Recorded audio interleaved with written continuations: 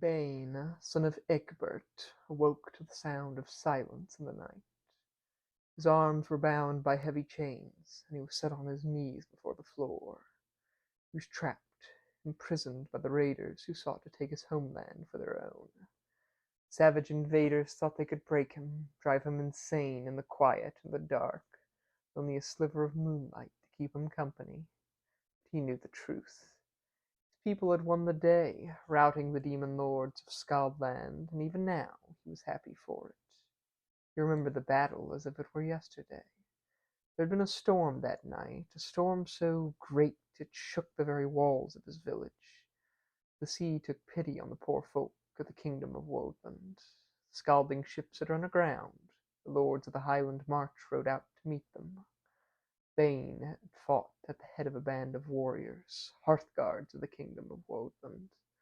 They had breached the line of raiders, and there he shattered skulls and splintered shields with his iron-wrapped war-axe. The knights plunged headlong into the heart of the northern army, braving fire and death for their people.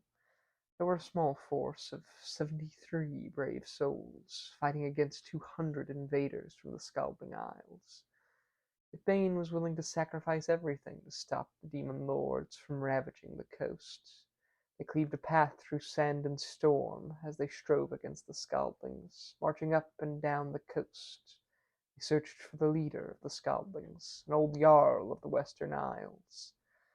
This was in the early days of the war, the days when they would fight and die and fight again the next day and the next, a new jarl taking the place of the old. Today it was Olaf. "Olaf!" Bane had cried out. "Jarl Olaf of Fadehaven, face me now! You are a coward, tired old fool. What is it you seek in this land? Glory? Death? Death I can give. There is none more glorious than to be slain by a Hearthguard of Woadland." The demon lord had come for glory, it was true, but he was no coward, and his mind was as sharp as ever. He led a force of housecarls into the fray, holding fast against the defenders of Woadland. He had nothing to fear.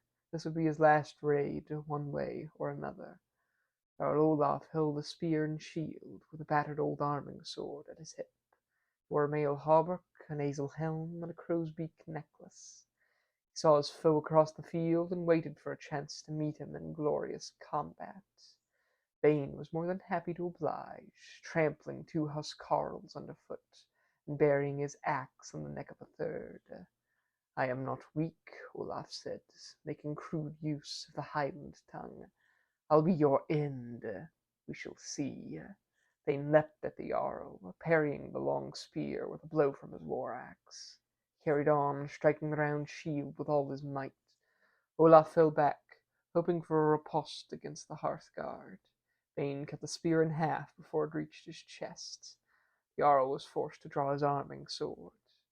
As axe and sword met, Olaf cried out, "Die now! Burn and bleed! I will cut out your heart and feed it to the crow god." He held fast against the Woadling's assault, thwarting every attack against his round shield.